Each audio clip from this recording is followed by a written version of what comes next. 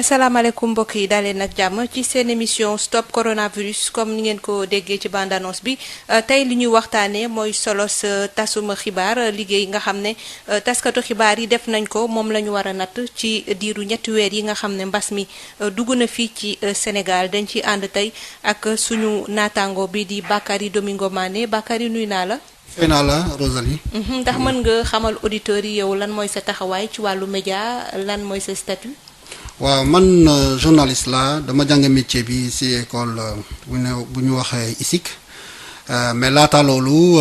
dama def département de philo doog a def journalisme donc après Sud laa nekkoon Sud Quotidien laa musa nekk maa ngi quitté Sud Quotidien il y a juste 2 ans donc man maa nekkoon directeur de publication Sud Quotidien léegi dama créé sama propre journal en ligne bu tudd Monde Afrique. Voilà donc voilà c'est ba léegi maa ngi ci taskat xibaar bi en même temps man maa nekk vice-président commission nationale carte nationale de la presse. Du Sénégal man maa nekkoon tamit ancien président du CORED conseil pour l'observation des règles d'éthique et de déontologie. Voilà. waaw ci jamono ji ñu toll dalee ko ñetti fan mooy ñaari fan ci weeru juin bi ñu toll Sénégal mu ngi dund ak mbas mi di Covid-19 ci diiru ñetti weer. mu doon loo xam ne nag comme ni ko njiitu réew mi waxee woon ab guerre la guerre boo xam ne docteurs yi dañ ciy jàpp force de défense et de sécurité ndax mbirum état d'urgence jàpp nañ ci. waaye dafa mel ni tamit taskatu xibaar yi jàpp nañ ci est-ce que ça veut dire que ñoom dañ di un élément incontournable ci genre crise yi nga xam ne moom la ñuy tuddee crise sanitaire wala bokkuñu ci mën nañ leen jàppee ni ñenn rek benn fànn ci askan wi. non ñoom dañuy am fànn bu wóor a wóor ci crise bu amee ci dëkk ci réew taxawaay journaliste bi dafa nekk taxawaay bu am solo lool bi président waxee ne Sénégal wala adduna bi laa mën a wax sax mu ngi guerre contre la Covid-19. dama ne guerre boobu du guerre conventionnelle parce que boo ne guerre sa xel mun na dem ci guerre conventionnelle. Conventionnelle mooy boo nee xeex réew ak réew la et loolu yëpp convention internationale daf ko disé mais bii yoon moom président bu waxee dañu nekk guerre li mu fàttee ou bien bañ a li mu waxagul mooy guerre sanitaire lañu nekk. alors journaliste dafa nekk ci réew mi. te war a jouer benn fonction bu ñu wax fonction de transit n'est-ce pas de l'information c'est-à-dire de courroie de transmission entre information boo xam ne daal autorités sanitaires yi moom la ñu am bu ko jox n'est-ce pas askan wi ci digg bi journaliste foofu la nekk donc moom moo taataan information yi jox ko n'est-ce pas askan wi donc xoolal disons rôle bu am solo bu mu jouer. maa ngi fàttaliku président de la République bu mu doon recevoir les différents segments de la société dafa recevoir ay hommes politiques société civile mais dafa recevoir tamit n'est-ce pas les acteurs des médias au palais de la République SYNPICS teew na URAC teew na jeune convention des jeunes reporters teew na patronat bi teew na te président de la République lu mu doon ñaan vraiment disons médias yooyu daf leen ñaan pour ñu jàppale ko sur la riposte contre la Covid-19 donc journalistes yi dañuy nekk béy seen waar depuis le début de la crise ba léegi voilà donc loolu moom taxawaay bu bees bu am maana la ñu am depuis crise bi am léegi ñoom ñoo joxe information yi ñoo taataan information yi mais ba tey puisque président de la République dafa ñaanoon askan wi yëpp ñu mànkoo ñu booloo donc journaliste tamit dañu nekk ci dynamique booloo boobu boo xoolee fond boo jàngatee sax ni ñu tasee xibaar bi pendant période bi dañu am ay jàngat foofu quoi xam naa daan ci ñëw bu su kanamee kon est-ce que ça veut dire que ñoom ci jamono ji ci situation bi nga xam ne crise sanitaire la taskatu xibaar bi nekkatul rek koo xam ne war na mën a demale ci xelu boppam ne dama am sama liberté d'expression damay def sama liggéey mu jeex dafa war a nekk partenaire bu ministère de la santé comme il y a un enjeu sanitaire wala liggéeyam daal ni mu doon wéyee rek ni mu ko doon tàmm defee rek la koy defee wala war na am lu mu ci soppi vu le contexte. waaw xam nga boo ne partenaire disons ministère de la santé loolu moom dafa xaw a diis ci journaliste partenariat mu fi mais suñu liggéey mooy boo xoolee suñu déontologie dafa ne journaliste moom taxawaayam mooy liggéey pour askan wi su fekkee si lutte contre coronavirus bi journaliste bi day taataan information boo xam ne am na njëriñ n'est-ce pas pour askan wi donc loolu la war a def donc ce n'est pas parce que dafa nekk partenariat ak ministère moo tax muy def loolu non daf koy def parce que askan wi daf si gis njëriñam voilà c'est ça donc si boobu la si dynamique boobu la nekk quoi parce que day def taataan information parce que askan wi day poser ay questions yoo xam ne daal dafa bëgg a xam à la place comme askan wi mënul dem taataan information journaliste moo koy demal fu mu war a dem fu mu demul donc journaliste day def liggéeyam même su fekkee la fibre patriotique mu ngi fii qui fait que quelque part comme vraiment mbas mi dafa laal àdduna yëpp journaliste tamit warul nekk benn position boo xam ne daal information bu ñu publier dina am ay conséquences négatives n'est-ce pas sur la vie des populations donc loolu bu ñu ko taataanee ba pare dañuy poser question est-ce que information bu ma taataan nii bu ma ko joxee askan wi est-ce que askan wi dina si njëriñ moo la dégg. su fekkee day répondre par la négative en disant que non lii bu ma ko publier jëy lay am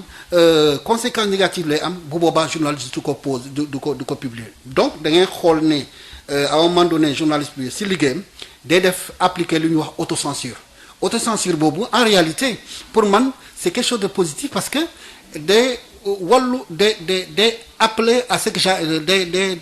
day firnde ne que journaliste bi dafa nekk un homme responsable parce que liberté ak responsabilité ñëw ànd donc surtout période mbas mi waruñ jox information yoo xam ne daal dina tiital vraiment askan wi waruñ jox information yoo xam ne daal dina andi ay problème si biir askan bi moo tax journaliste période bi c'est une période sensible boo xam ne daal certes dina xëy liggéey ni mu daan liggéey mais dina renforcer encore sa vigilance bañ a jox information yoo xam ne daal dina andi ay problème ci askan wi. bu ñu naree natt liggéeyu taskatu xibaar bi dañuy dooree ca ndorteel la bi ñuy door a dugg ci mbas mi. ndax au début xëy na ñu bari gëmuñu ko woon amuñu woon trop confiance ci presse bi feebar bi dugg na fii dugg fii ndax liñ doon dégg feebar bi mënul dugg Sénégal ndax der bu ñuul la ñu am naaj daf fi am ci jamono jooju nga xam ne tiitaange amoon na incertitude amoon na entrée en jeu bu presse bi est-ce que mën nga ci dellu si nan la déroulé est-ce que noonu la waroon demee lan moo ci baax lan lañ ci waroon a seppi ak luñ ci waroon a boole. voilà bon xam nga kii bi mbas bi bu mu ñëwee d'abord balaa muy dugg fii. presse bi dafa doon taataan information boo xam ne ça concerne les autres pays extérieurs pays étrangers mais bi mbas bi ñëwee bi ñu annoncé le premier cas français bi en français affaire noonu donc journalistes yi dañuy jël information loo xam ne la information officielle parce que ministère de la santé et de l'action sociale moom moo taataan information jox ko journalistes yi comme ni ma la waxee à la veille. Déjà le président de la République dafa recevoir vraiment entité journaliste yëpp maanaam les représentants disons de la grande famille de la presse waxaw ñoom mu ne leen dama leen soxla dama bëgg ngeen jàppale ma si xeex bi donc première cas bi bu mu amee journalistes yi ils se sont contentés de l'information officielle te ils sont pas allés chercher est-ce que dafa am en contradiction est-ce que ministère bi li mu wax est-ce que dëgg la non ils se sont contentés simplement de relayer l'information n'est-ce pas officielle. Donc boo xoolee au fond noonu la ñu continuer seen liggéey ba bi ñu egg pour man daal benn phase benn tournant la mooy comment dirais-je bi président de la République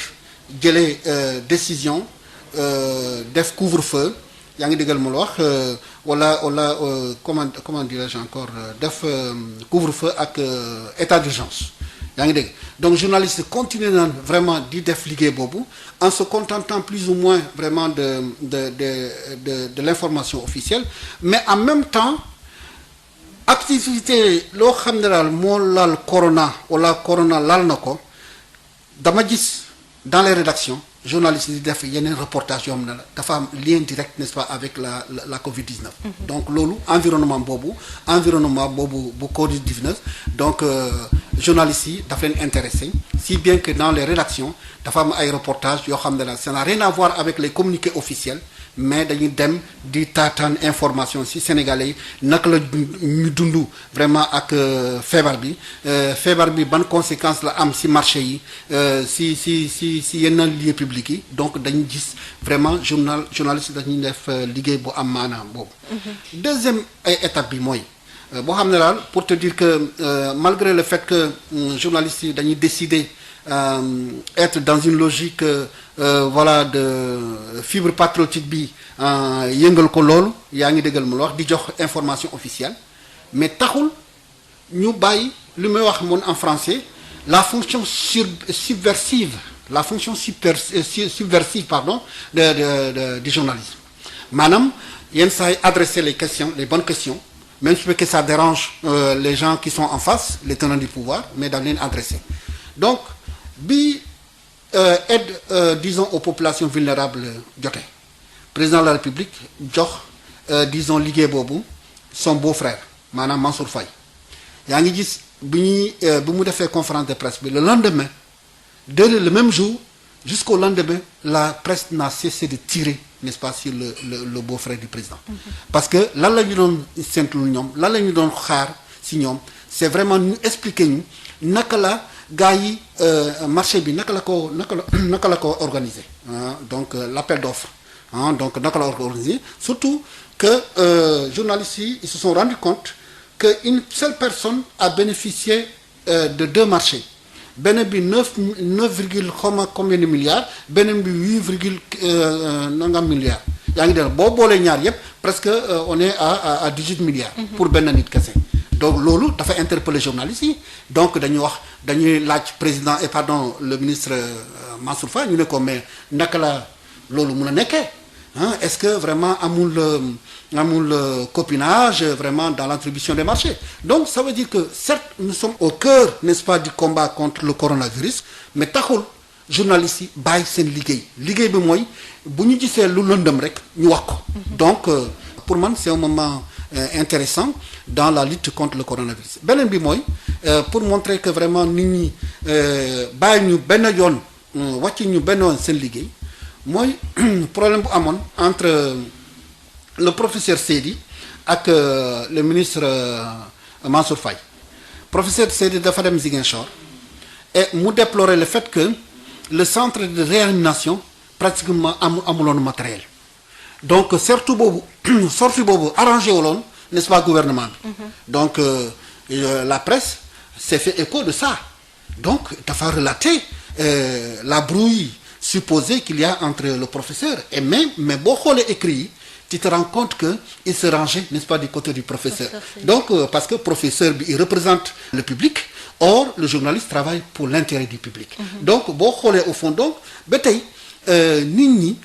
génnuñu c'est pas parce que dafa am manko booloo autour de la lutte contre le coronavirus moo tax ñuy bàyyi seen liggéey troisième aspect bi fu ma daanale mooy pour montrer que les journalistes dañuy liggéey seen liggéey bi président bi defee son dernier discours fu mu annoncer l'allègement des mesures qu'il a prises donc bu mu defee discours bi le lendemain il fallait visiter la une des journaux pour dire que quelque part il y a une sorte de frustration boo xoolee la une des journaux parce que les journalistes s'attendaient à quoi puisque on était à 109 cas c'est la première fois n'est-ce pas qu'on atteignait 177 cas la première fois qu'on atteignait ces chiffres-là on était à 19,7% de taux de positivité mosuñu ko am yaa ngi déggal ma donc c'est ce jour-là que le président a fait son discours pour annoncer la réouverture n'est-ce pas des mosquées yaa ngi déggal ma la yenn allègement mu def ko donc journalistes yi boo xoolee la une des journaux nga xam ne daal ils étaient frustrés ils ne s'attendaient pas à ça et presque tous à l'unanimité donc voilà donc c'est pour te dire que journaliste c'est pas parce que dañu nekkee période mbas moo tax dañu war a wàcce seen liggéey non ñu ngi fu ñu nekkoon même su fekkee évidemment ils essaient de marcher avec le temps bañ a montrer yenn yi bañ a poser yenn yi parce que ministre bu ñëwee mu ne tey dafa am nombre de cas nombre de morts mais journalistes yi amuñu possibilité dem disons vérifier on n'a jamais vu de mort voilà on n'a jamais vu de mort on n'a jamais vu de parce que amuñu moyens yi dem Fann parce que il faut nga am disons tenue bi pour nga bañ a infecté donc bu ñu la joxee information yow da ngay jël rek jox ko askan wi sans se poser trop de questions même su fekkee à un moment donné journalistes yi dañu doon xalaat ne est-ce que réellement l'État du Sénégal à travers le ministère est-ce que dañu doon jox les bonnes statistiques voilà waaw ñu fàttali auditeurs yi ñu napp ne ñu ngi suivre seen émission Stop Coronavirus tey ñu ànd ci ak Bakary Domingo Mané di journaliste communicant li ñuy waxtaanee di liggéey bi nga xam ne taskatu xibaar yi def nañ ko ci diiru ñetti weer yi nga xam ne mbas mi dugg na Sénégal est-ce que noonee la ñu ko war a defee lan moo ci des luñ ci war a jubbante ak ci jamono ji ñu toll lan la ñu war a gën a def ngir jubali askan wi ak kilifa yi ndax réeroo am na ay manifestation ñit ñaa ngi weddi feebar bi ñii di bañ ñu suul ay nit ñu gaañu ndax Covid bi ci seeni gox ban rôle la ñu war a jouer pour engagement communautaire boobu ci kanam tuuti dinañ jokkoo tamit ak Alassane Cissé di président association des journalistes en santé population développement ci fànn googu ci wàllu crise sanitaire bu amee xam nañ ne genre événement yu mel ni coupe du monde bu amee waa desk sport ngay gis ñooy toog ci plateau yi ñooy bind papier parce que ñoo ko xam mais crise sanitaire bi dafa mel ni dafa laal desk yëpp parce que da ngay déglu benn journal bu fekkee rajo presque élément yëpp santé lay wax Covid-19 est-ce que ci sa jàngat est-ce que li nga gis moo di ne nekkatul rek mbiru journaliste yi nga xam ne dañuy yëngu ci wàllu wér-gu-yaram mbiru rédaction tout entière la wala dañ ko war a jox ñoo xam ne ils sont spécialisés en la domaine waaw xam nga boo xoolee mbir mi li nga wax dëgg la vraiment je pense que nit ñi constaté na loolu la boo xoolee production rédaction yi tey presque j'allais dire 60% wala 70% ci corona bi la donc à part information corona bi tous les secteurs vraiment sont à l'arrêt c'est-à-dire que journalistes fu ñu doon taataan information même secteurs yooyu pratiquement doxatul quoi à moins que ñoom vraiment ñu am présence d'esprit parce qu'il y a toujours des choses à dire aux populations mais xam nga ni avec les peu de moyens que nous avons dans nos rédactions souvent on se contente des facilités quoi mais li nga wax lu am solo la c'est-à-dire que mbas mi dafa wane ni que mbas mi dafa laal secteur yëpp c'est pourquoi boo xoolee au fond journaliste politique wala société wala sport wala ñoom ñëpp dañuy binde ci corona bi am na lu baax am na de mon point de vue lu baaxul parce que pour man journaliste mun na bind ci coronavirus mais su fekkee amul formation requis maanaam amul spécialisation boo xam ne daal moo koy jox li may wax journaliste en santé c'est-à-dire que nekk spécialiste carrément de journaliste en santé parce que xam nga am na benn fànn bu ñu wax tey journaliste scientifique ñoo xam ne daal dañuy par exemple damay jël benn exemple rek en France boo demee voilà damay jël benn exemple en France wala États-Unis boo demee da ngay gis benn étudiant boo xam ne def na médecine 7 ans de médecine commencé liggéey ci médecine après mu bàyyi médecine bi nu mën a demee nekk journaliste kooku dafa ñëw di spécialiser uniquement dans les questions de santé kooku bu nekkee en face d'un médecin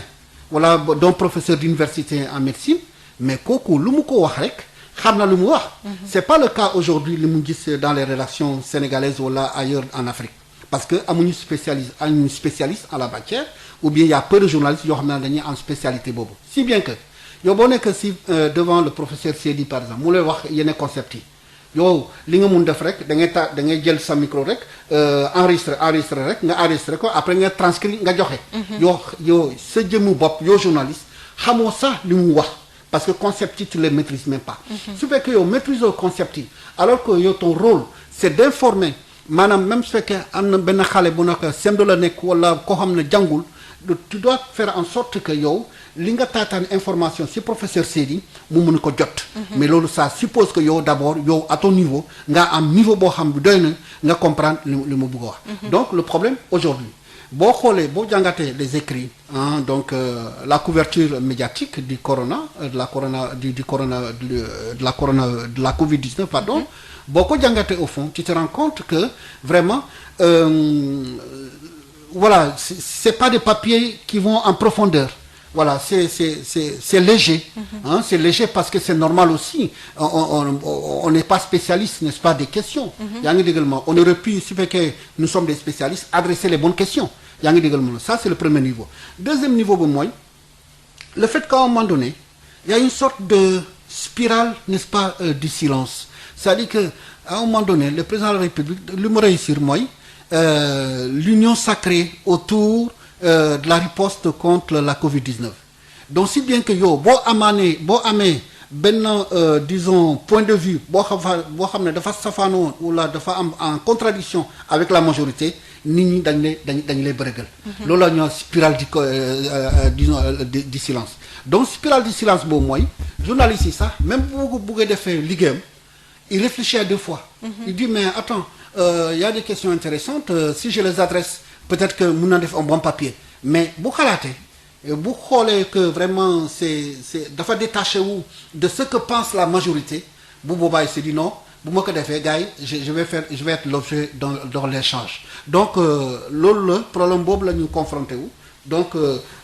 par les journalistes et c'est pourquoi aujourd'hui moi je pense que les leçons à tirer pour la prochaine fois parce que les épidémies peut-être qu'il y en aura d'autres hein. Donc war nañu jàngat si mbas mi naka la journaliste war a améliorer taxawaayam yaa ngi déggal mu la wax parce que léegi de plus en plus adduna bi s'est tourné vers des questions complexes donc comme les questions sont complexes journalistes yi dañu war a dem à bonne école. ku nekk su fekkee yow da nga bëgg a nekk santé tu te dis man damay def auto-instruction. Parce que dama bëgg disons am xam boo xam ne la bu ma taxawee devant un docteur ma mën a poser les bonnes questions parce que man maa remplacer askan bi bu boobaa vraiment sama liggéey mun na am njëriñ mais tant que defuñu loolu on va se limiter simplement à reproduire comme des perroquets tout ce que les autres disent. Alors que au fond xamuñ sax lu ñuy wax donc comme xamuñ sax lu ñuy wax. naka la ñu mun a taataan information dina am njëriñ n'est-ce pas askan wi donc pour man daal la voie du salut mooy journalistes yi dañu war a spécialisé wu donc pour adresser les bonnes questions. moo tax gis nañu tamit yenn kuréel yi nga xam ne dañu spécialisé wu ci wàllu santé ñu ngi jéem a joindre Alassane Cissé président AJSPD mais jotuñu ko ndax dañu gis ne ñoom tamit depuis le début bien avant même corona bi di ñëw Sénégal ñu koy dégg ci yeneen dëkk yi ñu ngi doon tàggat journalistes yi nga xam ne ci seen ay rédaction ñoom ñoo nekk desk santé parce que xamoon nañu ne feebar bi lu bees la woon donc journaliste bi nga xam ne jàngul santé bu ko naree traité xëy na mu wax ci loo xam ne sax demewul noonu luy porter à confusion ñi ciy def ay formation yow mi sax am nga pour defal leen ay formation ci communication de crise ak loolu yëpp est-ce que gisoo ne xëy na bu ñu amul woon atu yooyu yëpp bu amul woon genre organisation yi xëy na peut-être au début dinañu uleure ñu bëri parce que xam nga fuggu journaliste yàqamti joxe xibaar te des fois doo am tous les éléments qu'il faut est-ce que genre yooyu tamit du ay initiative yu baax yoo xam ne c'est à saluer et pérenniser. Non dinaa profiter vraiment seen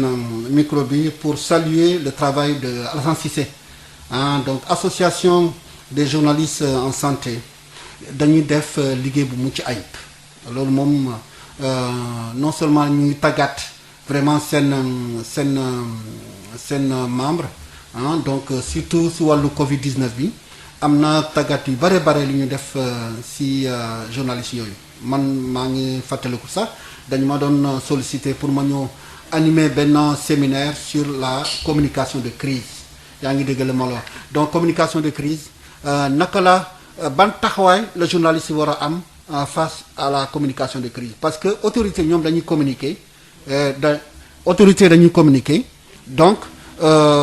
journalistes yi dañu war a xam à quel moment les autorités sont en train de communiquer pour ne pas tomber dans le piège n'est-ce pas de la manipulation yaa ngi ne parce que période bi manipulation ba bari na lool donc journaliste boo xam ne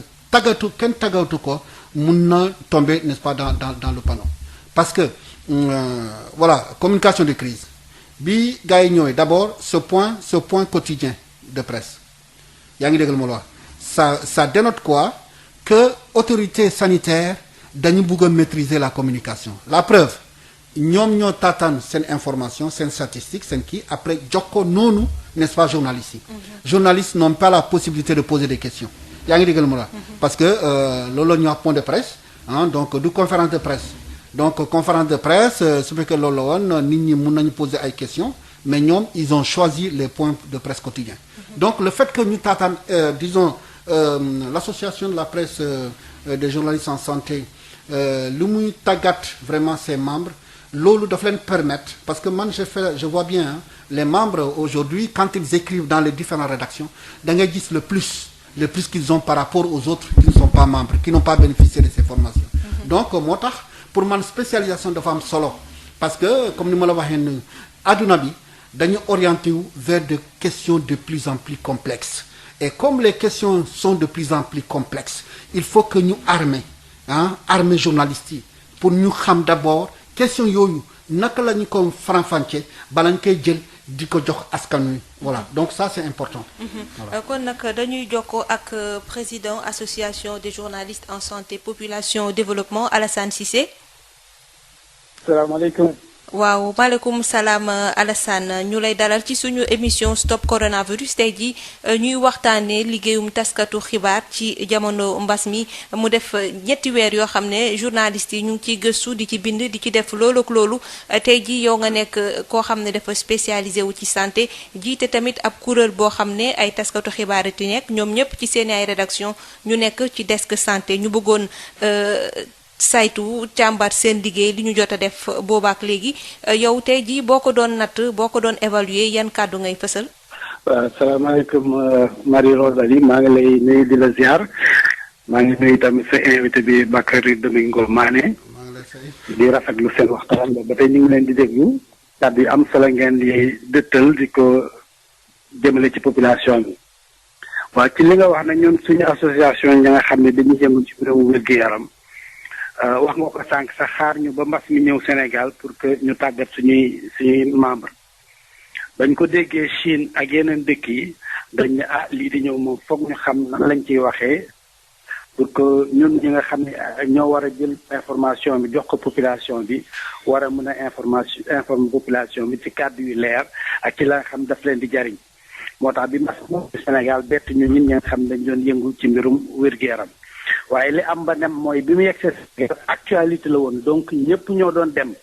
donc da nga daan gis ay centaines de journalistes ñi nga xam dañ ñëw taxaw pour taataan parce que actualité la woon waaye bi ñu demee ba ci biir ñi nga xam ne ñooy yëngu ci mbirum wér-gu-yaram kese ñoo ci desoon te wax ngeen ko sànq léegi information yi boo gisee ci journaux yi pratiquement lépp santé lay doon Bakary mi ngi koy wax sànq 70% mbirum wér-gu-yaram lay wax li koy wane mooy mbas mi laalul kese mbirum wér-gu-yaram day laal ñi xam ne secteur culturel ñi nga xam mënatuñoo yëngu secteur sport ñi nga xam mënatuñoo yëngu loolu lépp day wane ni pour nga mën cee wax il faut nga am formation bu pointu loolu nag ñun suñu association xeex nañ ci ba nga xam ne suñu membre tàggat nañ leen pour que au moins ñuy joxe la bonne information. waaw Alassane ñu gis ne tamit ci ndorteel yi journalistes yooyu tàggat nañu leen ci njalbeen ci feebar bi ni muy feeñee naka la ñu koy moytoo fan la toll ci fu ñu toll ci wutum garab beeg vaccin yeeg yooyu waaye dafa mel ni ci jamono ji dépassé nañu situation boobu dépassé nañu stade boobu ndax ñëpp ci Sénégal xëy na ñi gëm ne en tout cas feebar bi am na xam nañu nu muy feeñee xam nañu nu muy wàllante te xam nañu it nañu koy moytoo ñu toll ci jamono joo xam ne ñu ngi ci cas communautaire boobu tamit jukki nañ ko expliquer lan mooy cas communautaire mais ñu toll ci foo xam ne ci jamono ji li ñëpp di wax mooy engagement communautaire njiitu réew mi mu ngi ciy woote kilifa yi yëngu ci wàllu wér-gu-yaram nekk tamit di ci woote engagement communautaire mu nekk don bu bees du ñëpp a xam lan mooy engagement communautaire tey ji journalistes yi yëngu ci wàllu woowu noonu ci wàllu wér-gu-yaram est-ce que ñoom pare nañu am nañu matuwaay yu war am nañu xam-xam bu doy ngir mën a soobu ci mbir mu bees boobu nga xam ne ci la ñuy dugg muy engagement communautaire muy fànn bu bees boo xam ne moom la ñuy jiital ci riposte bi. waaw jërëjëf Rosalie waaw ñun suñu association li ñuy def mooy étape bu ñu toll rek ñu jéem a xool suñuy membre nan lañ leen di tàggatee pour que mbir mi ñuy wax ñu gën ko maîtriser ni nga ko waxee noonu la ay cas communautaire dafa amoon léegi fii toll nañu fa nga xam ne dañu war a am engagement communautaire ndax li ñuy wax mooy feebar bi bu amee docteur bi moo koy faj waaye feebar bi foofu bañ a am loolu nag communauté bi moom moo ci mën dara donc mooy engagement communautaire donc waruñu xaar tout simplement mu jóge ci ministère ñoom ñuy informer ña nga xam ne mooy localité yu gën a sori wala population nga xam ni ñu ngi ci biir Sénégal mais ñooñu tamit daa am seen xalaat ak seen xam-xam bu ñu war a wax ci nan la ñuy def ba mbas mi bañ a law ñooñu nag dañ leen cee war a dugal loolu mooy engagement communautaire ñun nag journalistes yi nga xam dañuy yëngu ci mbirum santé def nañu tout ba am ay partenaires comme waa OMS ñu tàggat suñuy membres pour que au moins information ba nga xam dañ koy jëmale ci population yi ñu mën leen a xamal nan la ñuy def pour que ñu am engagement populaire boobu parce que loolu li koy waral mooy ñun dëgg la ay journalistes lañ dañu war a joxe information waaye ay citoyens lañ ay waa Sénégal lañu donc lu ñu gënal ñun mbas mi di law ci Sénégal donc lu ñu mën a def rek ba mbas mi génn Sénégal génn ci àdduna bi dañ koy def te fi mu toll ni comme ni nga ko waxee ci loolu la ñu toll nit ñi sensibiliser ñu mën a xam engagement communautaire ñu mën a am engagement communautaire pour que mbas mi génn ci àdduna bi. laaj bu mujj bu ma lay laaj moo di sànq Bakary wax na ko ñii sujet yi gën a pointu yu gën a sensible laale feebar bi te mu ñu koy def ci rédaction yi dañu koy jox journalistes yi nekk ci desk santé est-ce que ñoom tamit ministère da leen di faciliter les personnes ressources parce que mu ngi koy wax des fois nga gis loo xam ne da ngay soxla spécialiste boo xam ne am na ci xam-xam mu expliquer la lan la nga mën ko bindee de la manière la plus simple pour lecteur bi wala wax ko pour auditeur bi est-ce que tey jii yéen da ngeen am ay partenaires yoo xam ne dañ leen di permettre ngeen am l'information qu'il faut ay personnes ressources yoo xam ne dañoo incontournable. waaw ni nga ko waxee noonu la parce que fi mu toll nii information santé bi ku ci ne moo ci war a wax day man ne man mii boo ma yóbbu woon ci terrain basket man seetaan kese laa ci mën waaye lañ ciy wax duma ci xam dara mu donc ku ñëw ci mbirum wér-gu-yaram tamit noonu lay demee bu fekkee tàggatuñ la ci man boo ma laajee ci mbirum paludisme boo ma laajee ci mbirum rougeole boo ma laajee ci tuberculose wala ci dengue ma wax la lan ak lan ak lan lañ ci war a wax parce que dañ ma cee tàggat donc loolu tamit dañuy njort ni ñiy liggéey ci mbirum journaux yi wala muy rajo yi wala ci télévision yi tamit dañu war a am ña nga xam dañ leen di tàggat pour ñuy waxee ci fànn boobu donc moo tax membre yi nga xam ci suñu association la ñu bokk macha allah suñu borom def na ba am nañu possibilité di leen tàggat léegi ci mbirum source yooyu ngay wax ministère ñoom li ñuy def toujours mooy seen point de presse boobu journalistes yi dinañ ko jël waaye boo seetloo ñoom bu ñu defee seen point de presse ba noppi information biy génn mooy dañ la wax cas bi fii la dëkk wala dëkk bii kii fii bii dëkk la jóge dem benn dëkk ba loolu li koy maye mooy journaliste bi dafa utiliser ay sources am te loolu nag di ci xaar ministère loolu liggéey journaliste la dafay am ay sources am te ñun suñu avantage mooy lan benn groupe ba nga xam ni ci la ñuy waxtaanee lépp ku am soxla ci benn personnel de santé wala benn personne ressource ba nga xam dafa war a leeral ci mbiru wér-gu-yaram da nga koy laajte ci groupe bi ñu am benn numéro bu ñu la jox nga woo ko nga taataan information en fait noonu la ñuy doxalee pour que au moins source yi bañ a jafe ci ñun.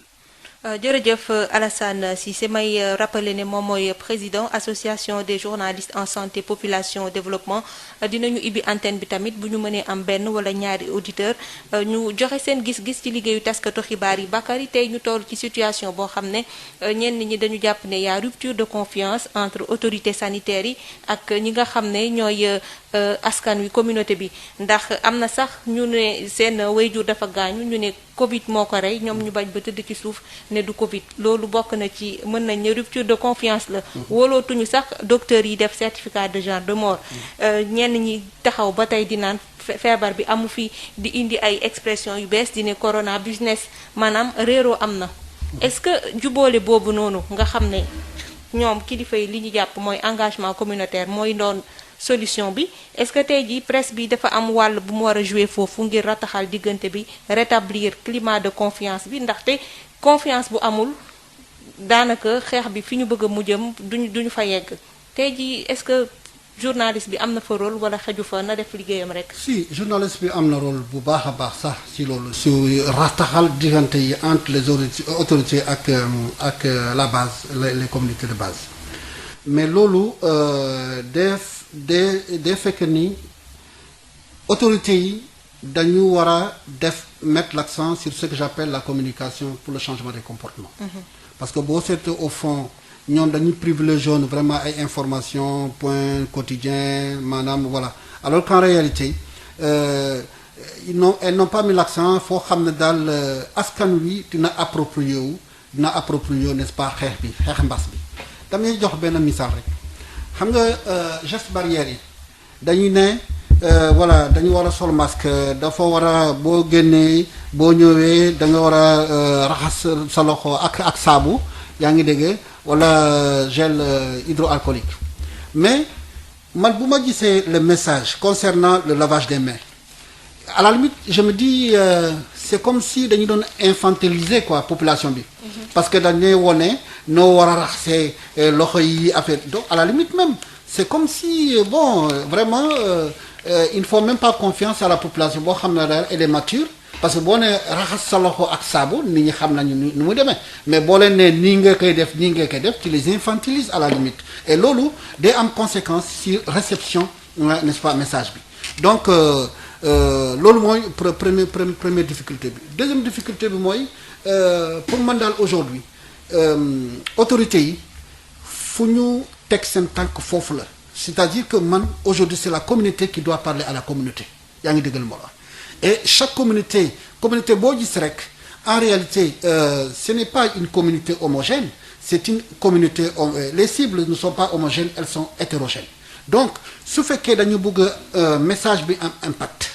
cible bu nekk da nga koy fekk si lu mu nekk nga jéem a n'est-ce pas changer bu pare fekk ko si lu mu nekk nga changer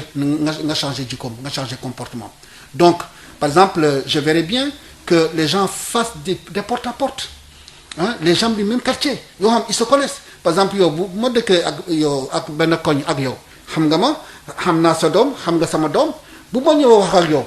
da ngay déglu bu boobaa mais su fekkee benn nit moo jóge fale xaw ban quartier la xaw ma ko muy wax ak man mais maanaam mun naa jàpp lu mu wax mais du ma ko jox gëdd mu ko war a jox alors que su fekkee yow mii sama voisin yow yaa ñëw di ma sensibiliser sur kii donc je pense que approche communautaire boobu journalistes yi dañ si war a jàpp pour leeral surtout le message bi bu ñu bëgg a véhiculer et les bonnes actions ñu fësal ko les bonnes actions les mauvais comportements ñu kii ko ñu dénoncer ko je pense que bu ñu ko defee je pense que beaucoup de choses mun na changer ci xeex mbas bi. ba tey ñu wax ci li nga xam ne nag mooy sécurité des journalistes et le Covid ndax tey jii am ngeen ci xeetu waxtaan visioconférence. boo xam ne dafa lëkkale ay spécialistes ak ay taskatu xibaar. mën nañu xam lan lañ ci jëlee lan moo ci génn point saillant yi maanaam tey liñ ci mën a jàpp ci lu saxal kaaraange taskatu xibaar yi ak feebar bi. waaw wax nga dëgg tey dañuy amoon visioconférence kii lu ñu wax benn fondation bu nekk Ghana boo xam ne si day liggéey si wàllu taskatu xibaar donc dafa ñu waxoon dafa ñu invité si benn waxtaan sécurité des journalistes surtout période Covid bi donc amoon na benn représentant bu Niger Burkina Faso ak Sénégal ak Ghana donc ñun ñeent la woon donc dañu doon vraiment échanger ay expérience mais lu ñu gis mooy période Covid bi journalistes yi nekkuñu ci sécurité parce que la plupart des pays dañuy jël ay mesures par exemple ay couvre-feu yaa ngi déggal ma la ay état d'urgence donc le fait que ñu jël mesures yooyu loolu dañuy gis ne vraiment day diisal liggéey journaliste damay jox benn misaal rek Sénégal dama doon joxe exemple boobu dama ne fii am nañu ay autorisation gars mais ñaata journaliste la policier arrêté guddi gi yóbbu leen seen commissariat waa confrère de kii i rajo dañu leen yóbbu jëppal amoon na des confrères aussi fii yóbbu leen police gendarmerie gendarmerie bu Foire am na ñoo xam ne daal fa lañu lay arrêté sans compter les confrères de Lamp Fall fale Touba à Touba yoo xam ne la dañ leen dóor alors que ils avaient leur permis pardon leur autorisation donc loolu yëpp vraiment et puis après boo waxee ak policiers yi dañu ne bon comme ministre bi dafa génne arrêté après yàggul mu génneel beneen arrêté c'est comme si ñoom tamit ils étaient déroutés parce que à un moment ils disent non seen permis ce n'est plus valable donc ñoom foofu la ñu taxaw il a fallu que syndicat bi comme SYNPICS di intervenir pour ñu bàyyi journalistes yooyu donc difficulté yooyu problème sécurité yu am na sans compter lu xewoon barke de Mondiaye fallait Touba pardon Mbacké avec l'attaque de la station RFM boo xam ne daal mar d'état ni kenn comprendre ko parce que ñun dañuy def suñu liggéey joxe la bonne information je ne vois pas pourquoi vraiment nit jóge fale parce que simplement yaa ngi nekk ci dynamique émeute nga ñëw di sandi xeer ci station bi donc heureusement que gars yi dañuy porter plainte contre X on attend que plainte bi ñu xool la lay joxe donc ça c'est boo waxee sécurité ça c'est du point de vue des agressions mais beneen sécurité bi mooy elle est économique c'est-à-dire aujourd'hui sécurité bi nous sommes déjà le secteur de la presse xam nañu dañuy liggéey ci précarité mais mbas bi ñëwee gën ni dogali dafa ñuy dogali carrément mbas mi dafa ñuy dogali carrément xam nga lu tax est-ce que xam nga ni am na Sénégalais ñoo xam ne daal du ñu jënd journal parce que pour ñoom journal bi dafa infesté virus corona ñoom loolu la ñu gëm est-ce que dëgg la wala dëgg mais loolu la ñu gëm jëndatuñu journal parce que pour ñoom c'est infesté donc tu vois déjà à ce niveau-là non seulement journalistes yi li ñu doon tiré dafa néew deuxièmement li ñu doon jaay dafa néew mbas bi ñëw gën a dogali nit ñi donc difficulté insécurité boobu c'est du point de vue économique deuxièmement boo xoolee au fond dans certaines rédactions ñoom ñoo jëndee thermoflash ñoom ñoo jëndee gel ñoom ñoo jëndee disons perche pour les radios et les télévisions parce que perche bi c'est pour respecter la distance réglementaire mu la distance sociale bi ñu doon wax noonu donc loolu yëpp c'est des surcoûts boo xam ne daal vraiment rédaction yi ñoo koy supporter loolu yëpp lu ko andi mooy mbas mi donc deuxièmement ramassage c'est-à-dire que certes am na une bonne partie de la rédaction wax dañuy toog seen kër li ñu wax télétravail mais am na ñoo xam ne daal ils sont obligés de venir dans les studios et donc ñooñu entreprise bi moom moo organisé di leen jëli seen kër di leen andi liggéeykaay bi bu ñu paree jël leen encore yóbbu leen seen kër donc loolu yëpp c'est voilà quoi donc c'est des charges et puis voilà bref donc wàllu insécurité bu sécurité boobu dañ ko wax ci wàllu agression physique mais deuxièmement sur l'aspect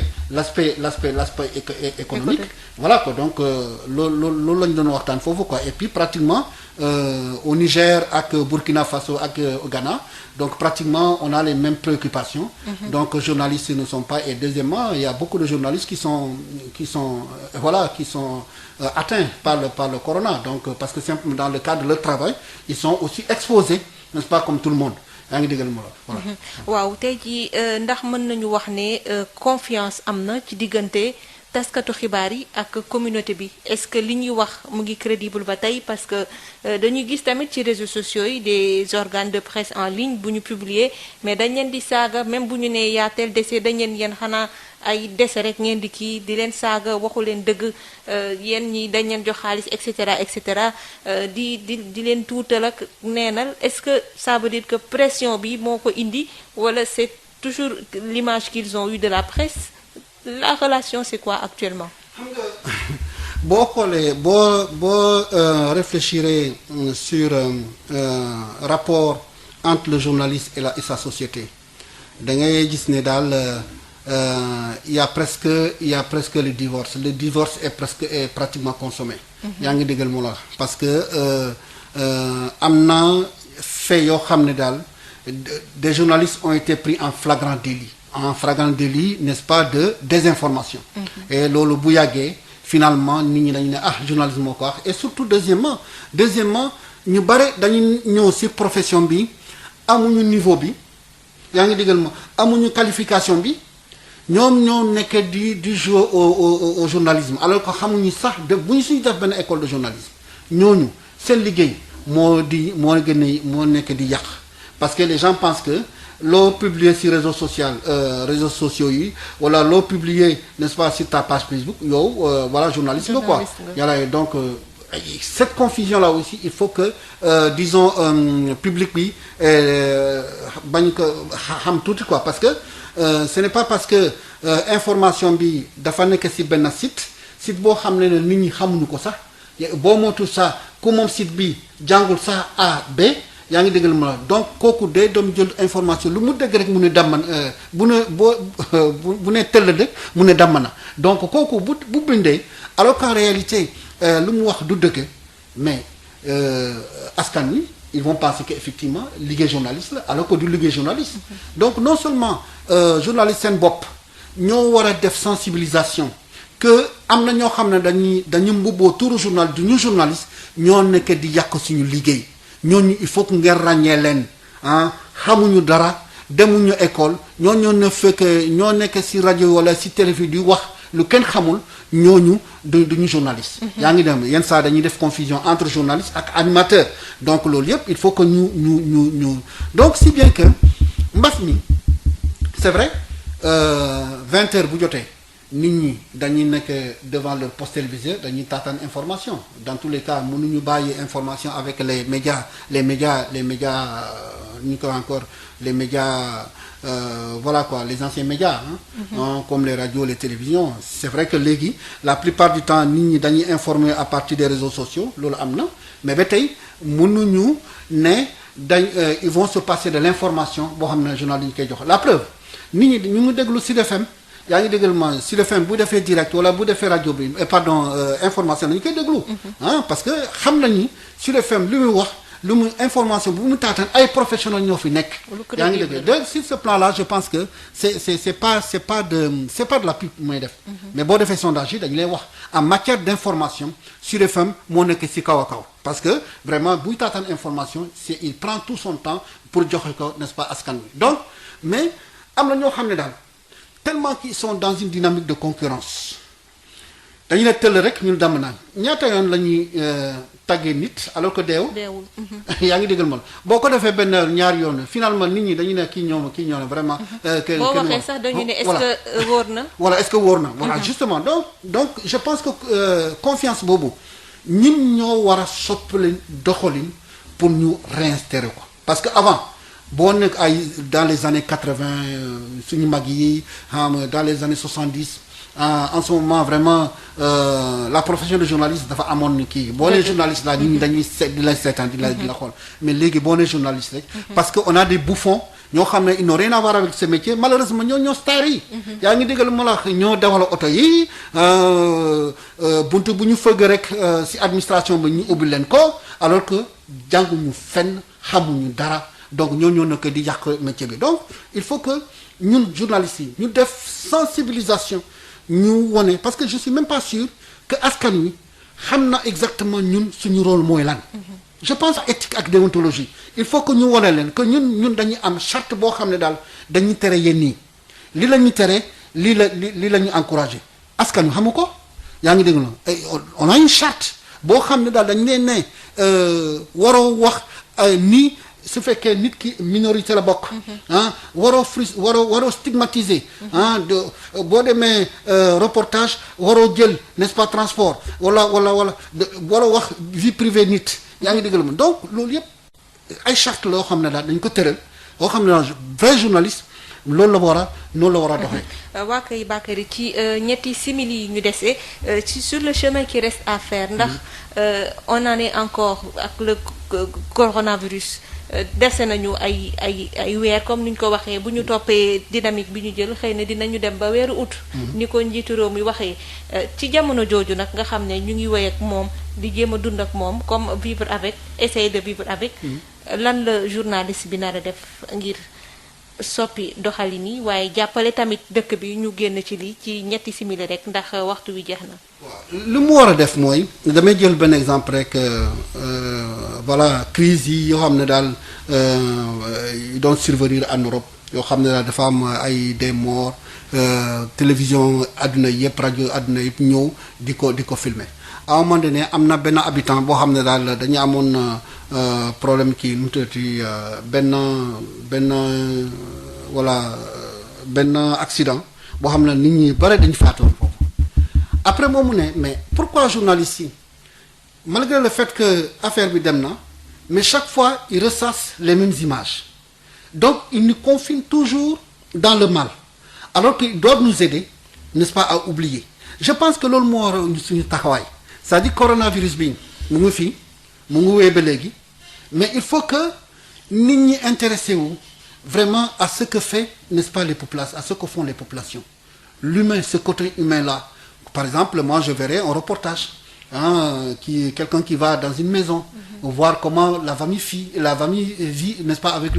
quelles sont les mesures et consorts. Donc, essayer vraiment de laal un peu côté humain bi.